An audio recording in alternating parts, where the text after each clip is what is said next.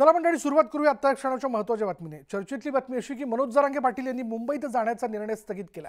अनेक ठिकाणी जरांगेंना अडवण्यासाठी संचारबंदी करण्यात आली आणि यानंतर जरांगेंनी माघार घेत भांबेरीहून पुन्हा अंतरवालीत जाण्याचा निर्णय घेतला। अंतरवालीत त्यांनी मराठा बांधवांना अडचणीत आणायचं नसल्यानं त्यांनी म्हटलेलं आहे।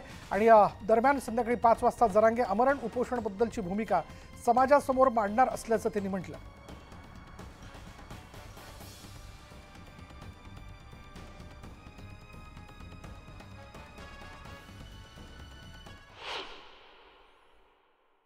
इथं संचारबंदी लावल्यामुळं आपल्याला पुढं नाही जाता आलं। कायद्याचा मान म्हणून, त्याचा मान म्हणून नाही, त्याच्यासाठी आपण आजही खंबीर उद्याही राहणार आहेत आणि जाणार सुद्धा आहेत।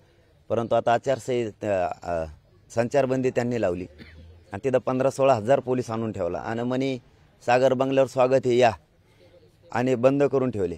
पण मी मूर्ख नाही आहे, लोक अडचणीत नाही आणायचे। मला एकदा झालेलं आहे, आता पुन्हा पुन्हा ते होऊ द्यायचं नाही आणि एकालाही खर्चटू द्यायचं नाही। मी आज 5 वाजता म्हणजे आज 5 वाजता इथं साखळी उपोषण उद्यापासून सुरू होणार आहे। रोज 4 जण इथं बसणार आहेत आणि माझ्या आमरण उपोषणाच्या बद्दलचा मी आज 5 वाजता भूमिका घेऊन मराठा समाजासमोर माझी स्पष्ट भूमिका 5 वाजता मांडणार आहे, आज 5 वाजता। आणि राहिला विषय तर राज्याचा, तर राज्यात जे साखळी उपोषण आहेत आणि